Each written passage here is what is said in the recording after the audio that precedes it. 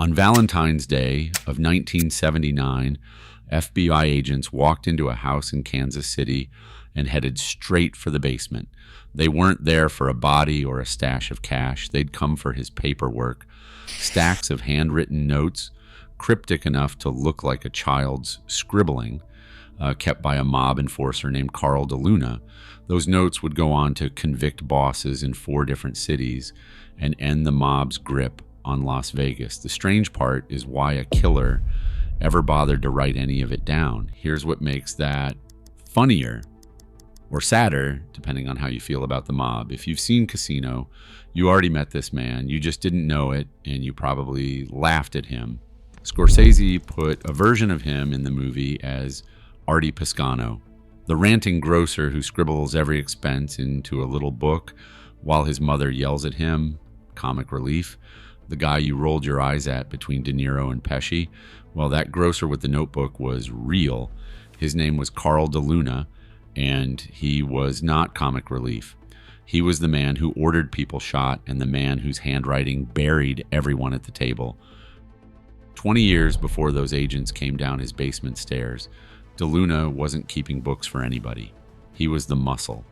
In the 1950s, he was an armed robber and an occasional hitman on the north side of Kansas City, the kind of man Nick Civella kept around for the work nobody wanted a record of.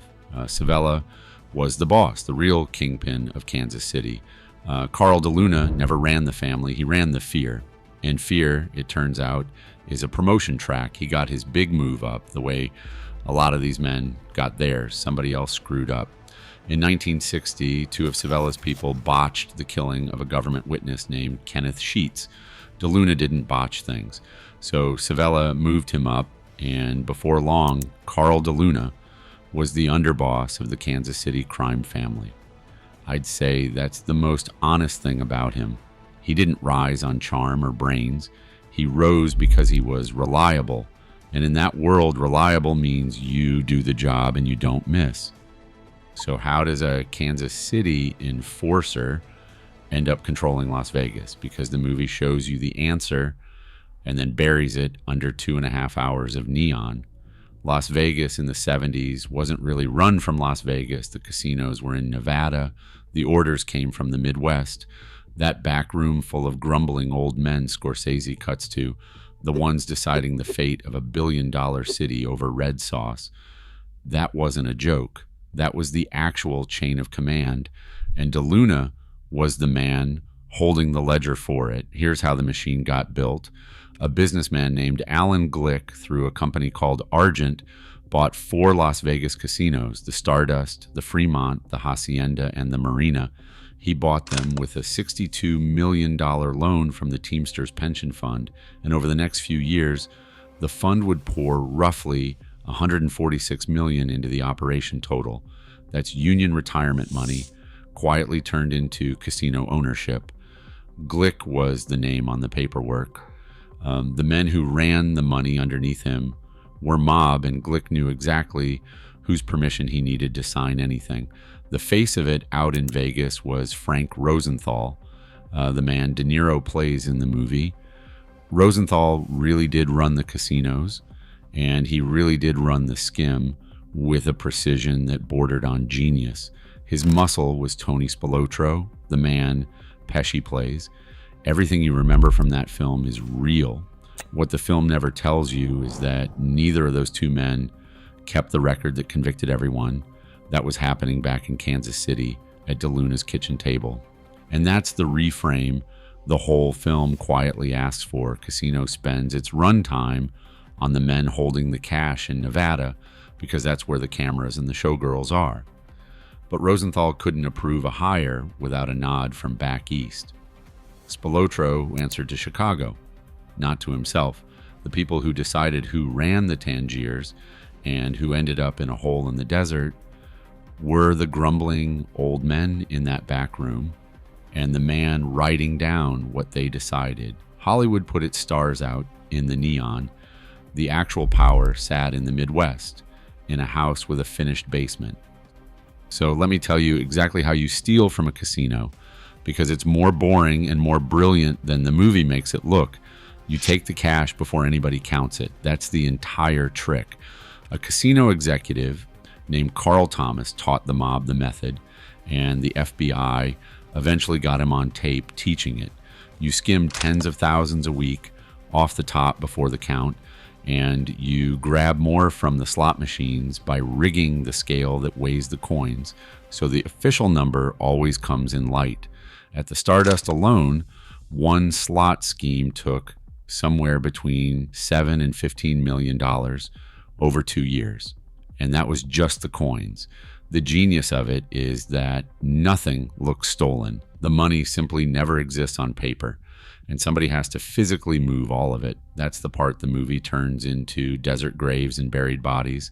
And yes, some of that really happened out west. But most of the skim traveled the dull way, in suitcases and on commercial flights carried by couriers who looked like anybody else in the terminal. The violence out west protected the system, but it was never the system itself. The real machine was bookkeeping, and the man running the books was tracking every dollar for 4 families at once. But stolen cash has a problem. The movies skip right past. You have to split it. 4 families had their hands out: Kansas City, Chicago, Cleveland, and Milwaukee. Every month, tens of thousands of dollars in skim moved back east, and every family expected its exact cut, down to the dollar, and nobody trusted anybody because they were criminals, and trusting criminals is how you end up short. Somebody had to keep track. Somebody had to be the accountant for a conspiracy that spanned half the country. That somebody was Carl DeLuna. He was the go-between, the single man who linked the Kansas City, Chicago, Cleveland, and Milwaukee bosses to Rosenthal and the counting rooms out west. And he did the one thing you are never, ever supposed to do in that business. He wrote it down. All of it. He kept careful records of the split, cryptic little notes with code names: Tiger, Dude, Tommy, sitting next to numbers, tracking who got what and when. He even logged his own plane tickets and hotel bills because he wanted to be reimbursed, exactly like the grocer in the movie. That detail Scorsese didn't invent. He just added a scolding mom and played it for laughs. Over in Vegas, the front for the Kansas City end of the skim was a man named Joseph Agosto, who ran the Foley's Burger show at the Tropicana as his cover. Agosto physically controlled the Tropicana skim and fed the cash back to Savella. Keep that name in mind, because Agosto is going to matter later in a way he never saw coming. If you're enjoying the real story behind the movie, do me a favor and hit subscribe, because there's a new one of these every week.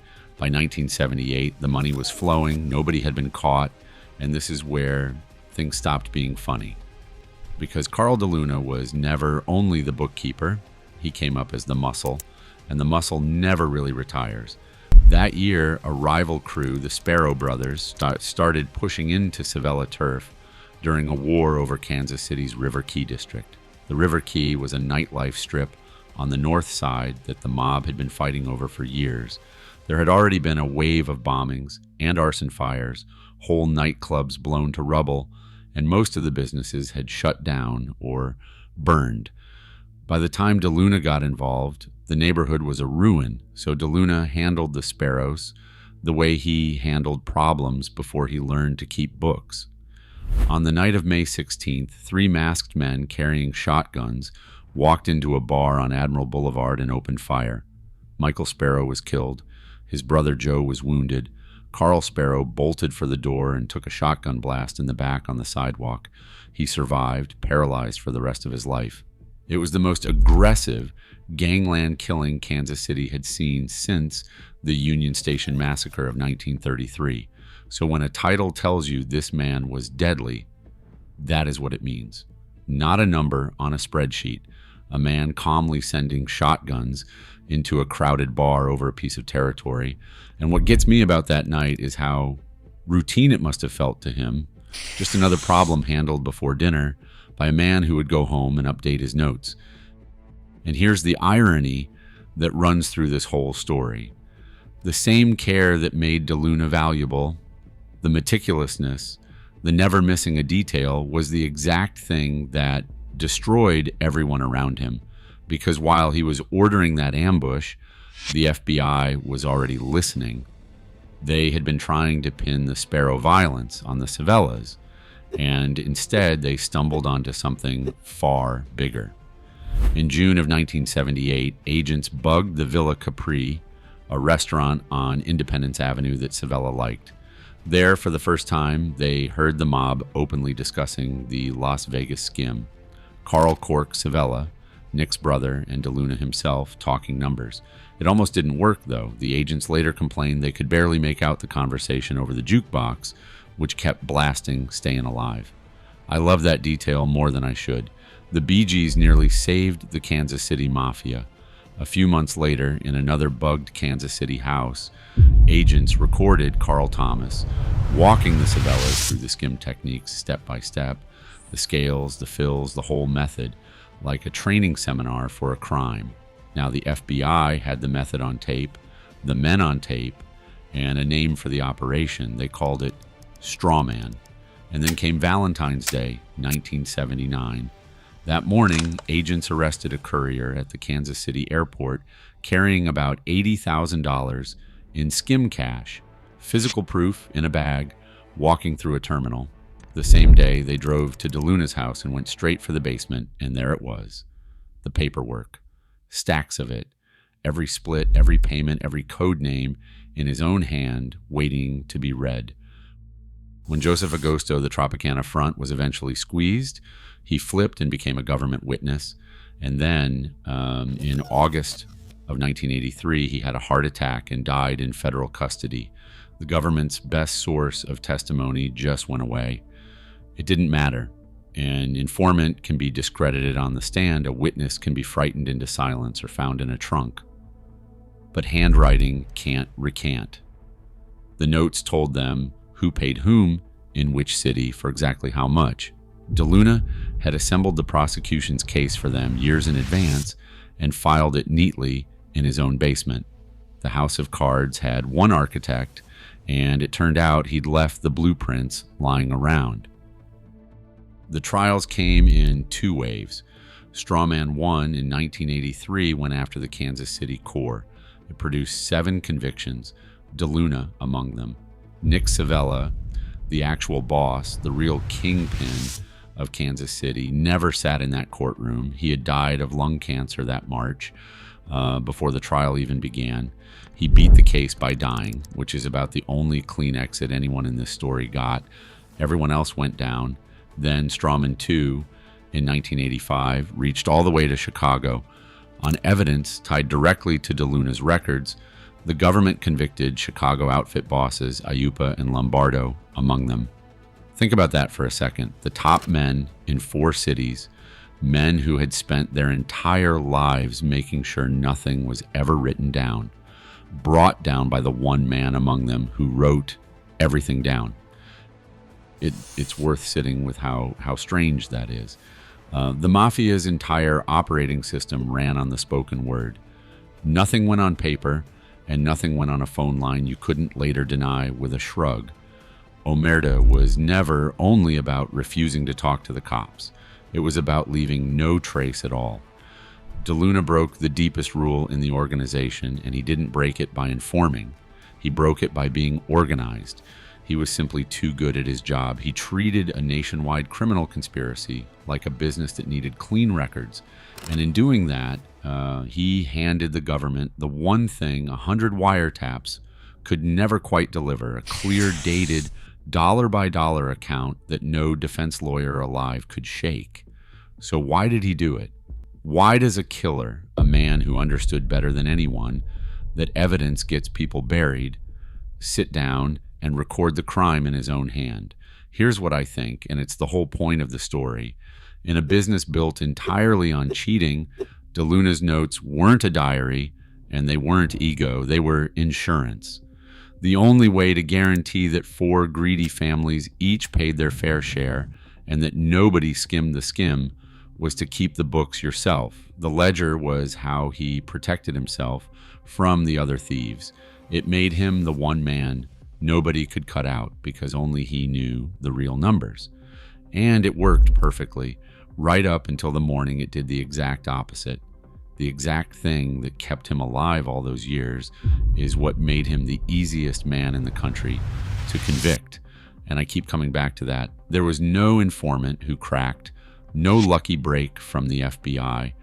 The man just kept writing, one tidy entry at a time, until the file in his basement was thick enough to bury him.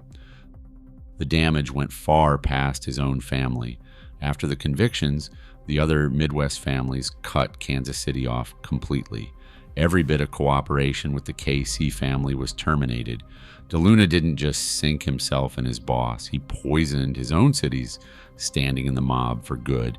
And the mafia never got Las Vegas back. The corporations moved in, the counting rooms filled up with cameras and auditors, and the era when 4 families could quietly split a casino's cash was finished. The most famous mob town in the world stopped being a mob town, and it started with a stack of notes in a basement. As for the man himself, DeLuna served about 12 years and got out in 1998, and then he did the last thing you would ever expect. He spent his free years gambling in the Kansas City casinos until the Missouri Gaming Commission finally banned him in 2005. The man who took the mob out of the casinos finished up getting thrown out of one himself, legally, for being exactly who he was. To me, that's the truest ending he could have gotten, quieter than anything Scorsese would ever film. He died in 2008 at 81 at his daughter's house. Casino gave him a scolding mother and a cash register, and turned him into a punchline you forget by the closing credits. The real Carl DeLuna ordered men gunned down in a bar, ran the money for 4 crime families, and then handed the FBI the case that ended all of it, written out in his own careful hand. The grocer with the notebook was never the comic relief the movie sold you. He was the reason the whole empire came down. And the strangest part is he did it trying to protect himself. I'll have another mob story for you next week.